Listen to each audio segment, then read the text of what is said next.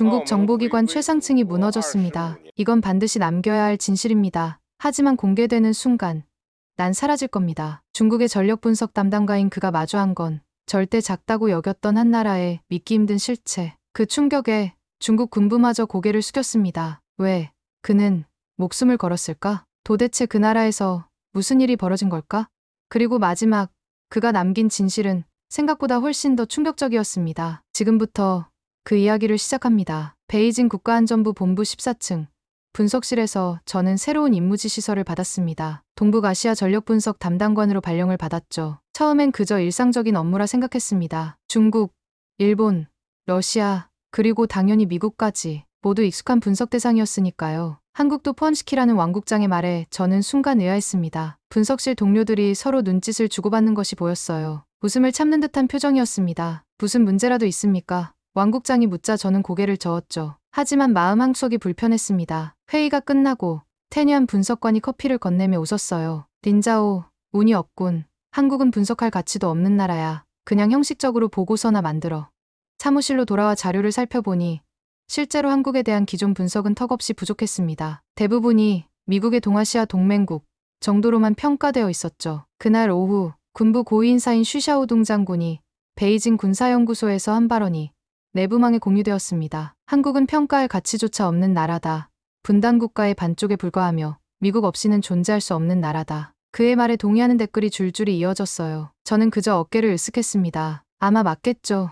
우리 모두가 그렇게 생각했으니까요. 하지만 기본적인 데이터부터 수집하기 시작했습니다. 국방비, 병력, 장비 현황, 표면적인 수치만 봐도 한국은 분명 약소국이 아니었어요. 하지만 중국과 비교하면 웃음이 나올 정도였습니다. 그래서 처음엔 저도 이 임무를 형식적으로 생각했죠. 다음 날 국제 군사 데이터베이스에 접속해 한국의 최근 10년간 국방 정책을 검토하던 중 이상한 패턴을 발견했습니다. 수치상으로는 국방비가 GDP의 2.6% 정도로 일정했지만 연구개발 항목만 따로 보니 꾸준히 증가하고 있었어요. 더 이상한 것은 방산 수출 실적이었습니다. 2010년 이후 매년 30%씩 증가하고 있었죠.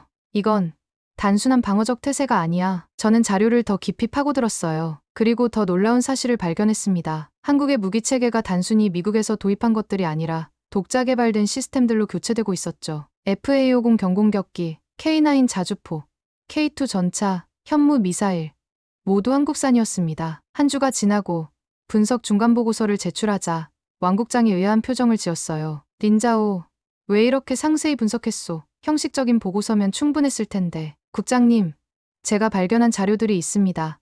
한국의 국방 전략이 우리가 생각했던 것과 다릅니다. 독자적인 방위 능력을 구축하고 있어요. 그래서 중국의 위협이 된다는 건가? 그 말에 대답하기 어려웠습니다. 아직 확신이 없었으니까요. 하지만 직감이 말했어요. 이건 중요하다고. 사무실로 돌아와 컴퓨터 앞에 앉았을 때 우연히 접한 한국 국방홍보 영상이 제 시선을 사로잡았습니다. 그 영상 속에서 본 한국군의 모습은 제가 파일에서 읽었던 것과는 완전히 달랐어요. 정교한 작전 수행 능력, 첨단 장비들, 그리고 무엇보다 자신감 넘치는 표정들. 작은 분단국이라 여겼던 그곳에서 전장을 뒤흔들 증거가 쏟아지기 시작했어요. 저는 그날 밤 늦게까지 사무실에 남아 새로운 분석 프레임워크를 만들었습니다. 단순한 국가 대 국가 비교가 아닌 전략적 역량 중심으로요. 그리고 깨달았죠. 중국 내 가장 극비 보고서 중 하나가 바로 이 무시해도 되는 나라에서 시작될 것이라는 사실을요.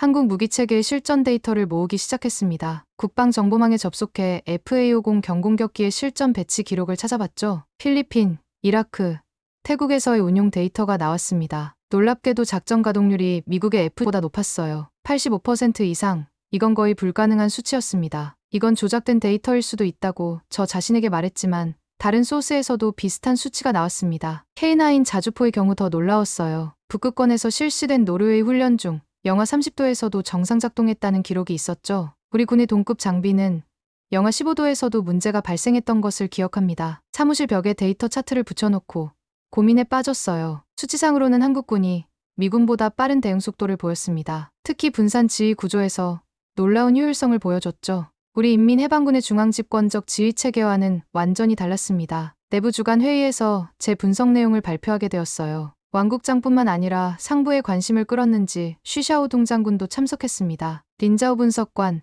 한국에 대한 평가가 좀 과장된 것 같군. 쉬 장군이 제 발표 중간에 끼어들었어요. 그들의 장비가 우수하다는 건 인정하지만 실전 경험도 부족하고 전략적 깊이도 없지 않나? 침착하게 대답했습니다. 장군님, 제가 확인한 바로는 한국군의 실전 경험이 우리가 생각했던 것보다 훨씬 풍부합니다. 베트남전, 이라크전, 아프간, 소말리아에 이르기까지 다양한 분쟁에 참여했고 특히 대테러 작전에서는 미군과 대등한 수준의 능력을 보여줬습니다. 쉬 장군의 얼굴이 굳어졌죠. 린자오, 당신은 지나치게 한국을 높게 평가하고 있어. 우리 인민해방군과 비교할 수 없다는 것을 명심하시오. 회의가 끝나고 사무실로 돌아오는 길에 테뉴안이 어깨를 두드렸습니다. 너 미쳤어. 쉬 장군 앞에서 그런 말을 하다니. 조심해. 그분은 한국을 무시하는 것으로 유명하잖아. 다음 날부터 저는 동료들 사이에서 과잉 반응자라는 별명이 붙었다는 것을 알게 되었어요. 복도를 지나갈 때마다 수군거림이 들렸습니다. 하지만 저는 계속해서 자료를 모았죠. 한국-미국 연합훈련 비디오를 분석하던 중 중요한 장면을 발견했습니다. 미군이 작전 계획을 변경했을 때 한국군이 즉시 적응하는 모습이었어요. 이건 단순한 훈련이 아니었습니다. 수년간 다져진 실전적 유연성이었죠. 사무실 창가에 서서 베이징의 스모그를 바라보며 생각했습니다. 수치는 숨길 수 없어. 그 나라의 힘은 이미 현실이 되어 있었다. 이 분석 결과를 어떻게 보고해야 할지 고민이 됐어요. 쉬 장군의 눈밖에 나는 것은 경력에 치명적이었죠. 하지만 진실은 숨길 수 없었습니다. 우리 중국의 오만함과 한국의 조용한 강함이 너무나 대비되었기 때문이에요. 우리는 크기와 역사를 자랑했지만 그들은 미래를 준비하고 있었습니다. 어느 날 부서장이 제 책상으로 다가왔어요. 린자오, 상부에서 내 한국 분석을 중단하라는 지시가 왔어. 다른 임무를 맡게 될 거야. 이유가 뭔가요? 물어보지 마. 그냥 지시대로 해.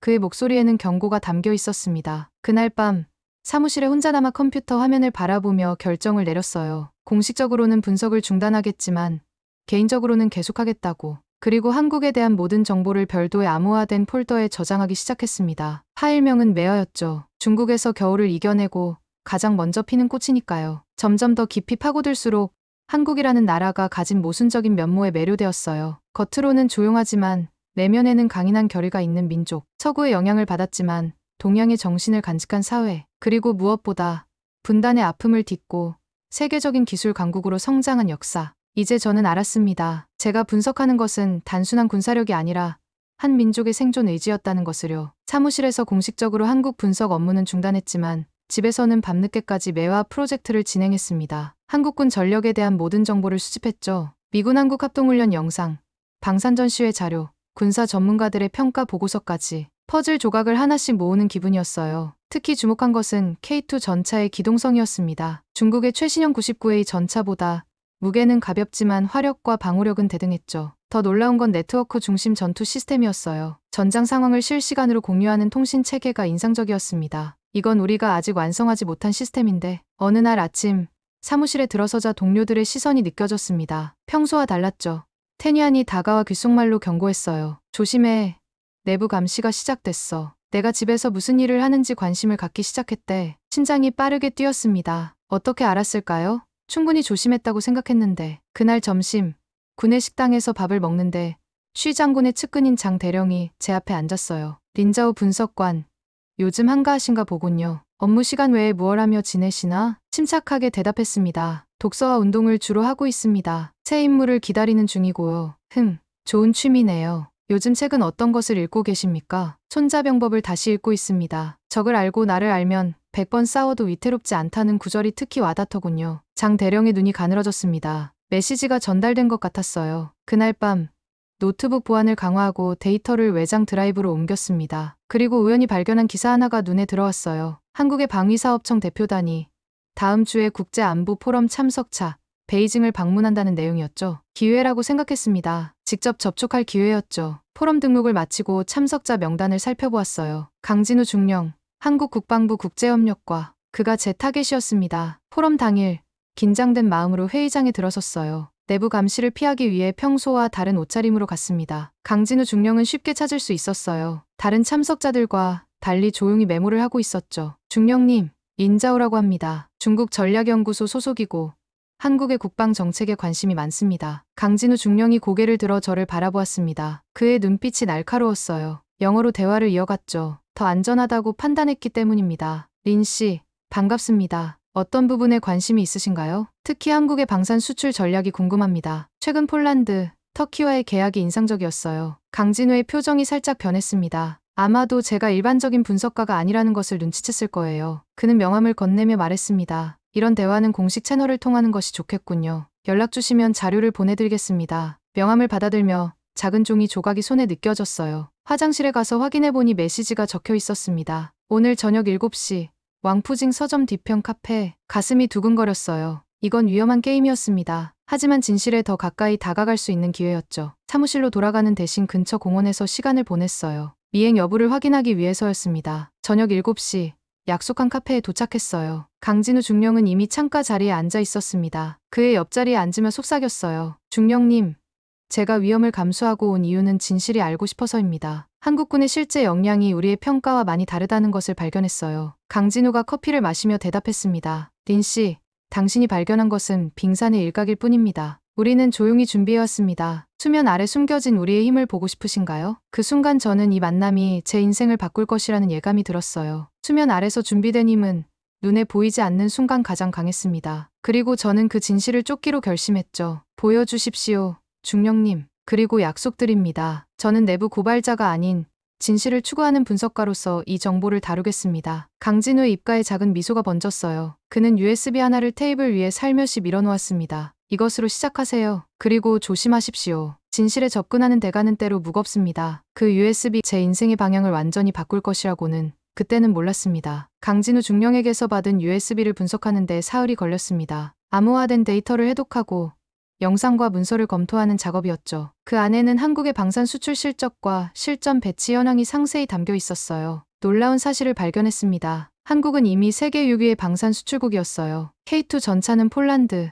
터키에, K9 자주포는 에스토니아, 핀란드, 노르웨이, 이집트에 배치되어 있었죠. 그리고 FA-50 전투기는 필리핀, 이라크, 태국, 말레이시아에서 운용 중이었습니다. 이건 단순한 무기 판매가 아니었습니다. 패턴이 보이기 시작했어요. 한국은 무기를 팔면서 동시에 군사 교리와 운용 방식까지 수출하고 있었습니다. 더 중요한 것은 이 모든 국가들과 긴밀한 군사 협력 관계를 구축하고 있다는 점이었죠. 자료를 정리하며 깨달았습니다. 한국은 직접적인 군사력 확장 대신 전략적 네트워크를 구축하고 있었어요. 무기 수출을 통해 글로벌 영향력을 확대하는 새로운 형태의 소프트 파워였죠. 강진우 중령과 다시 만나기로 약속했습니다. 이번에는 더 안전한 장소에서요. 베이징 외곽의 조용한 차하우스였어요. 도착했을 때 강진우는 이미 전통차를 준비하고 앉아 있었습니다. 딘 분석관, 자료는 검토하셨나요? 고개를 끄덕였습니다. 네, 정말 놀라웠어요. 한국의 방산 수출이 이렇게 광범위한 줄 몰랐습니다. 그런데 궁금한 점이 있습니다. 왜 이런 정보를 저에게 주신 거죠? 강진우가 차를 한 모금 마시고 대답했어요. 중국이 한국을 오해하고 있다고 생각했기 때문입니다. 우리는 위협적인 국가가 아닙니다. 다만 우리의 생존과 번영을 위해 조용히 준비해왔을 뿐이죠. 하지만 이런 규모의 방산 수출은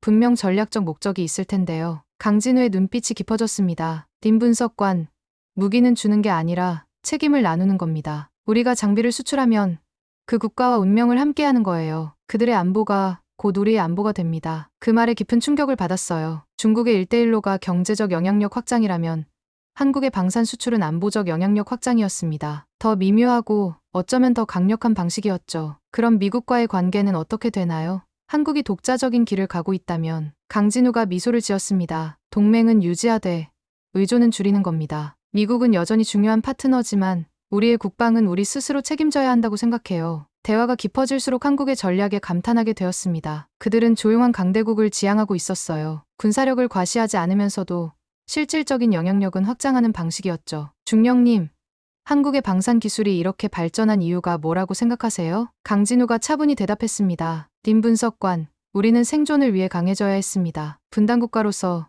강대국 사이에 끼인 작은 나라로서 선택지가 없었어요. 그래서 우리는 기술의 모든 것을 걸었습니다. 그리고 그 기술력이 이제 우리의 외교 수단이 된 거죠. 자리에서 일어나기 전 강진우가 마지막으로 말했어요. 딘 분석관, 전선은 총구에만 있지 않습니다. 계약서에도 있어요. 한국은 이미 새로운 형태의 전쟁을 시작했습니다. 총 한 발 쏘지 않고도 영향력을 확장하는 전쟁을. 그날 밤 호텔방으로 돌아와 창밖을 바라보며 생각했습니다. 한국형 군사 외교의 정교함과 확장성이 놀라웠어요. 그들은 자신들의 약점을 정확히 알고 그것을 극복하기 위한 전략을 완벽하게 실행하고 있었습니다. 문득 내부 보고서를 써야 한다는 생각이 들었어요. 하지만 곧 망설였죠. 이 정보를 공유하면 어떤 결과가 올지 확신할 수 없었기 때문입니다. 그리고 어쩌면 저는 이미 내부자가 아닌 진실 추적자가 되어가고 있었는지도 모릅니다. 강진우 중령과의 만남 이후 제 조사는 더욱 심화되었습니다. 특히 한국의 디지털 작전지휘센터에 관심을 가졌어요. 우연한 기회에 그곳의 내부 영상을 입수했죠. 제 눈을 의심할 수밖에 없었습니다. 영상 속 지휘센터는 제가 상상했던 것과 완전히 달랐어요. 거대한 디스플레이 월에는 한반도와 주변 지역의 실시간 상황이 펼쳐져 있었습니다. 위성 이미지, 드론 피드, 레이더 데이터가 하나의 통합된 화면으로 구현되어 있었죠. 더 놀라운 것은 인공지능 기반 의사결정 지원 시스템이었습니다. 실시간으로 적군의 움직임을 분석하고 대응 옵션을 제시하는 시스템이었어요. 제가 알기로는 미군도 이런 수준의 통합 시스템은 아직 실전 배치하지 않았습니다. 자료를 더 분석해보니 킬체인이라는 개념이 눈에 띄었어요. 북한의 미사일 위협에 대응하기 위한 실시간 타격 시스템이었죠. 탐지부터 타격까지 걸리는 시간이 놀라울 정도로 짧았습니다. 이건 중국군이나 미군보다도 빠른 대응 체계야. 다음 날 제 사무실 컴퓨터가 보안 점검을 받았습니다. 정기 점검이라고 했지만 분명 감시였어요. 다행히 중요한 자료는 이미 외부 저장 장치로 옮겨둔 상태였습니다. 하지만 압박감은 점점 커져갔죠. 강진우 중령에게 메시지를 보냈습니다. 더 많은 정보가 필요합니다. 특히 지휘 체계에 관해서요. 답장이 빨리 왔어요. 내일 같은 장소 조심하세요. 다음 날 차하우스에서 강진우를 다시 만났습니다. 그는 태블릿을 건네주며 말했어요. 이건 우리의 초연결 전장 개념입니다. 모든 전투원과 플랫폼이 하나의 네트워크로 연결된 시스템이죠. 전통적인 위계 질서가 아닌 상황에 따라 유동적으로 지휘권이 이동하는 구조입니다. 태블릿에 나타난 도표를 보며 감탄했어요. 이건 군사혁명이었습니다. 중앙집권적 지휘체계에 익숙한 제게는 충격적인 개념이었죠. 이런 시스템이 실제로 작동하나요? 혼란이 생기지 않습니까? 강진우가 고개를 끄덕였습니다. 완벽하지는 않지만 놀라울 정도로 효율적이에요. 특히 통신이 차단된 상황에서도 각 단위가 독립적으로 임무를 수행할 수 있다는 게 큰 장점입니다. 이건 우리나 미국과는 완전히 다른 접근법이네요. 그렇습니다. 림 분석관. 우리는 작은 나라입니다. 대규모 군대를 유지할 수 없어요. 대신 네트워크의 힘을 활용하는 겁니다. 정보 우위와 의사결정 속도로 승부하는 거죠. 대화를 나누며 한국의 전략이 더 명확해졌습니다. 그들은 자신들의 약점 병력과 자원의 한계를 정확히 인식하고 그것을 극복하기 위한 새로운 전쟁 패러다임을 만들어내고 있었어요. 사무실로 돌아와 보고서 작성을 시작했습니다. 하지만 이미 쉬샤오둥의 의심이 강화되고 있다는 소식이 들려왔어요. 테니안이 경고했습니다. 린자오, 쉬 장군이 내 행적을 조사하고 있어. 특히 최근 외출이 잦은 것에 의문을 품고 있대. 압박감 속에서도 분석 작업을 계속했습니다. 한국의 전장은 하나의 유기체 같았어요. 명령이 아니라 흐름이 움직이는 시스템. 그리고 그 중심에는 정보가 있었습니다. 정보의 수집, 분석, 공유가 모든 것의 핵심이었죠. 제 보고서는 점점 두꺼워졌어요. 한국 미래형 전쟁의 조용한 선두주자라는 제목을 붙였습니다. 이제 확신했어요. 한국은 단순한 미국의 동맹국이 아니라 독자적인 군사혁신을 이룩하고 있는 국가였습니다. 어느 날 밤 사무실에 혼자 남아 최종 보고서를 검토하고 있을 때 왕 국장이 갑자기 들어왔어요. 린자오, 아직도 한국 분석을 하고 있는 건가? 놀라서 화면을 가리려 했지만 이미 늦었습니다. 공식적으로 중단하라는 지시가 있었는데 계속하고 있었군. 누구의 지시로 이런 일을 하는 거지? 침착하게 대답했습니다. 제 판단에 따른 것입니다. 국장님, 한국의 군사력을 과소평가하는 것은 전략적 실수라고 생각했어요. 왕 국장의 표정이 복잡해졌습니다. 린자오, 넌 뛰어난 분석가야. 하지만 모든 분석에는 정치적 맥락이 있다는 걸 명심해야 해. 그가 떠난 후 제 상황이 점점 위험해지고 있다는 것을 실감했어요. 하지만 이제 와서 멈출 수는 없었습니다. 진실은 이미 제 눈앞에 펼쳐져 있었으니까요. 한국군에 대한 분석을 계속하면서 특수부대에 주목하게 되었습니다. 707 특임대, UDT, 특전사, 이름만으로도 위압감이 느껴지는 부대들이었죠. 강진우 중령의 도움으로 이들의 실전급 훈련 영상을 구할 수 있었어요. 첫 번째로 본 것은 707 대테러 특임부대의 인질 구출 훈련이었습니다. 움직임이 너무 빨라서 몇 번이나 다시 봐야 했어요. 건물 진입부터 인질 확보까지 걸린 시간이 단 17초. 미국 델타포스나 영국 SAS에 견줄 만한 수준이었습니다. 다음은 UDT실의 해상 침투 훈련이었어요. 영하의 바다에서 수행된 작전이었는데 장비부터 달랐습니다. 미국이나 중국의 특수부대가 사용하는 것과는 다른 더 가볍고 기능적인 장비였죠. 그들의 움직임에서는 숙련도가 느껴졌습니다. 이건 단순한 훈련이 아니었어요. 가장 충격적인 건 특전사의 야간 침투 영상이었습니다. 적 레이더망을 우회해 목표물에 접근하는 훈련이었죠. 고글 하나 없이도 완벽하게 야간 작전을 수행하는 모습에 놀랐어요. 장비에 의존하지 않고 극한의 환경에서도 임무를 완수하는 훈련이었습니다. 분석 노트에 적었어요. 이건 훈련이 아니다. 실전의 연속이었다. 특수부대의 실전 배치 사례도 찾아봤습니다. 소말리아 해적 소탕 작전, 아프가니스탄에서의 대테러 작전, 이라크에서의 민간인 구출 작전까지 공개된 자료만으로도 이들의 활동 범위는 놀라웠어요. 강진우 중령과 다시 만났습니다. 이번에는 더 조심스럽게요. 베이징을 벗어나 텐진의 한적한 찻집이었습니다. 중령님, 특수부대 영상을 봤습니다. 정말 인상적이었어요. 특히 장비에 의존하지 않는 훈련 방식이 놀라웠습니다. 강진우가 차를 마시며 대답했어요. 그게 우리 철학입니다. 장비는 고장날 수 있지만 훈련된 본능은 그렇지 않죠. 우리는 최악의 상황을 가정하고 훈련합니다. 다른 나라들과 합동훈련도 많이 하나요? 네. 미국, 영국, 호주와는 정기적으로 합니다. 하지만 더 중요한 건 우리만의 방식을 유지하는 거예요. 그들의 장점을 배우되 우리의 정체성은 지키는 겁니다. 대화를 나누며 한국 특수부대의 특징이 더 명확해졌어요. 그들은 화려한 장비보다 기본에 충실했습니다. 극한 환경에서의 생존 능력, 팀워크, 그리고 무엇보다 정신력을 중시했죠. 중령님, 한국 특수부대의 가장 큰 강점이 뭐라고 생각하세요? 강진우가 잠시 생각하더니 대답했습니다. 적응력이라고 생각합니다. 우리는 언제나 약자였어요. 자원도 부족하고 수적으로도 열세였죠. 그래서 더 영리하게, 더 효율적으로 싸우는 법을 배웠습니다. 우리에게 특수전은 선택이 아닌 필수였어요. 그의 말에 깊은 통찰이 담겨 있었습니다. 한국 특수부대의 전투력은 첨단 장비가 아닌 역경을 이겨온 경험과 결의에서 비롯된 것이었죠. 호텔로 돌아오는 길에 누군가 절 미행하고 있다는 느낌이 들었어요. 확인하기 위해 일부러 몇 번 방향을 바꿨죠. 의심은 맞았습니다. 검은 정장을 입은 남자가 저를 따라오고 있었어요. 숙소에 도착해 바로 노트북을 열었습니다. 모든 자료를 암호화하고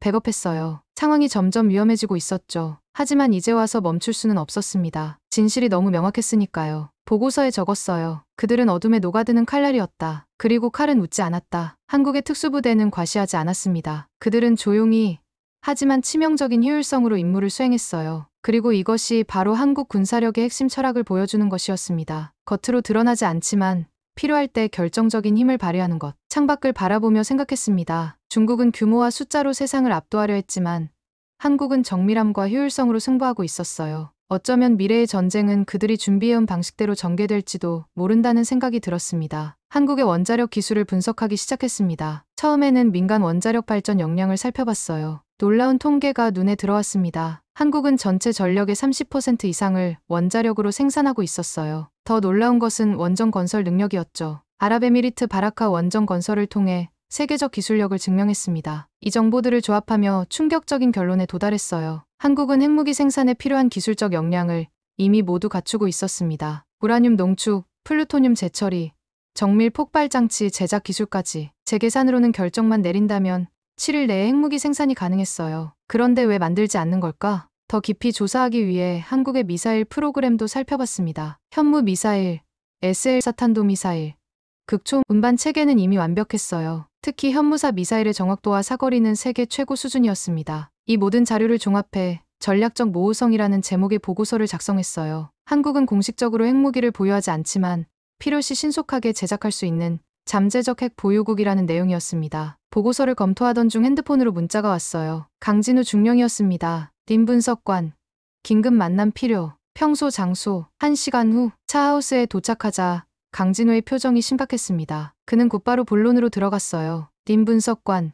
당신이 위험합니다. 쉬 장군이 당신의 활동을 본격적으로 조사하기 시작했어요. 특히 우리의 만남이 의심을 받고 있습니다. 심장이 빠르게 뛰었지만 침착함을 유지했어요. 제가 발견한 것들이 너무 중요해서 멈출 수 없었습니다. 특히 한국의 잠재적 핵 능력에 관해서요. 강진우의 눈이 빛났습니다. 그 부분까지 파악하셨군요. 맞습니다. 우리는 핵을 보유할 수 있지만 의도적으로 그렇게 하지 않고 있어요. 왜죠? 북한이 핵을 가진 상황에서 전략적 선택입니다. 핵을 가진다면 국제사회에서 우리의 위치가 바뀌어요. 경제 제재, 외교적 고립 등 감당할 대가가 너무 큽니다. 대신 우리는 기술적 능력을 유지하면서 필요시 신속하게 대응할 수 있는 체계를 구축했습니다. 깊이 생각해보니 이것이야말로 정교한 전략이었어요. 핵을 갖지 않음으로써 국제사회의 신뢰를 얻고 동시에 잠재적 능력을 통해 적에게는 공포를 심는 이중 효과였습니다. 중령님, 이건 정말 대담한 전략입니다. 핵 없는 핵 억제력이라고 할 수 있겠네요. 강진우가 고개를 끄덕였어요. 님 분석관의 통찰력이 놀랍습니다. 맞습니다. 핵을 갖지 않는다는 선택이 전략의 정점이었습니다. 대화를 마치고 헤어지기 전 강진우가 마지막 말을 건넸습니다. 님 분석관, 이 정보가 제대로 전달되길 바랍니다. 하지만 더 중요한 건 당신의 안전입니다. 이제 우리 만남은 어려울 것 같네요. 호텔로 돌아오는 길, 머릿속이 복잡했습니다. 지금까지의 발견들이 제 생각을 완전히 바꿔놓았어요. 한국은 더 이상 작은 분단국이 아니었습니다. 그들은 독자적인 전략과 첨단 기술을 바탕으로 새로운 강대국의 모델을 만들어가고 있었어요. 호텔 로비에 들어서는 순간 앞에 서 있는 두 명의 남자를 보고 가슴이 철렁했습니다. 국가안전부 요원들이었어요. 그들이 다가오며 말했습니다. 린자오 분석관, 쉬 장군께서 면담을 요청하십니다. 지금 바로요. 이제 모든 것이 끝났다고 생각했어요. 하지만 이상하게도 두려움보다는 평온함이 느껴졌습니다. 진실을 발견했다는 만족감 때문이었을까요? 그들은 핵을 만들 수 있었지만 더 강한 길을 선택했다.